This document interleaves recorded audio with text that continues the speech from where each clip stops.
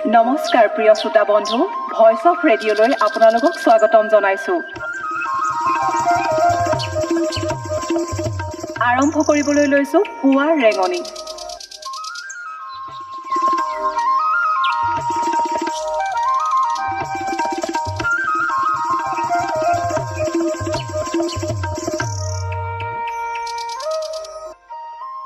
আজি 2021 চনৰ মাৰ্চ মাহৰ 23 তাৰিখ মঙ্গলবাৰ।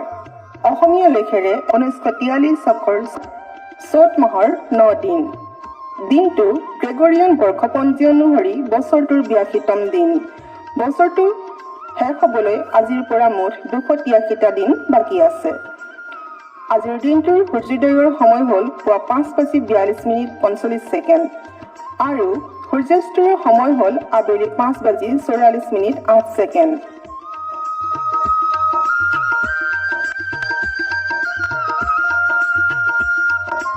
তুমি হাঁহিলে পৃথিৱীয়ে হাঁহিব, কান্দিলে অকলেহে কান্দিব লাগিব।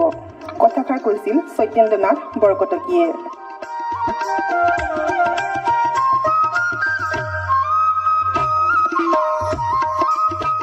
প্ৰিয় শ্ৰোতা বন্ধু, আজিৰ দিনটোৰ কেইটিমান উল্লেখযোগ্য ঘটনাৰ বিষয়ে জানো আহক।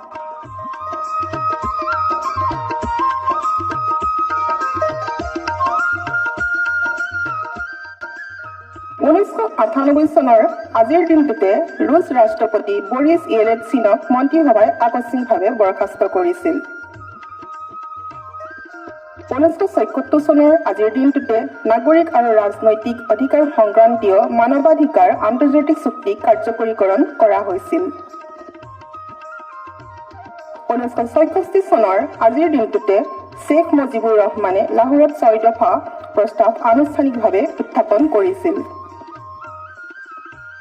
1933 চনৰ আজিৰ দিনটোতে এডলফ হিটলাৰ জাৰ্মানৰ একনায়ক নেতাৰূপে অধিষ্ঠিত হৈছিল। 1956 চনৰ আজিৰ দিনটোতে পাকিস্তানত প্ৰথম সংবিধান গৃহীত কৰা হৈছিল। 1793 চনৰ আজিৰ দিনটোতে চিৰস্থায়ী বন্দোবস্তি ব্যৱস্থা ঘোষণা কৰা হৈছিল। 1757 চনৰ আজিৰ দিনটোতে ৰবাৰ্ট ক্লাইভে চন্দননগৰ দখল কৰিছিল।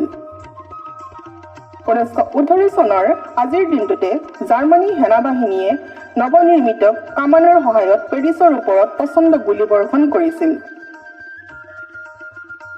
1351 চনৰ আজিৰ দিনটোতে ফিৰোজ শ্বাহ তুগলকে দিল্লীৰ সিংহাসনত আৰোহণ কৰিছিল। 1801 চনৰ আজিৰ দিনটোতে ৰাছিয়াৰ জাৰ প্ৰথম পল নিহত হৈছিল।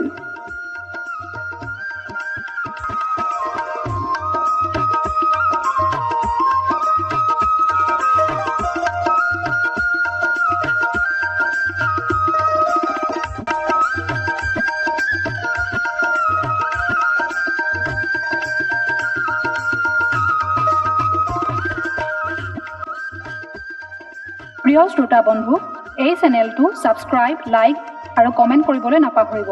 আপোনাৰ আজিৰ দিনটো শুভ হওক, মংগলময় হওক, তাৰেই কামনাৰে অনুষ্ঠানৰ পৰা বিদায় লৈছোঁ। ধন্যবাদ।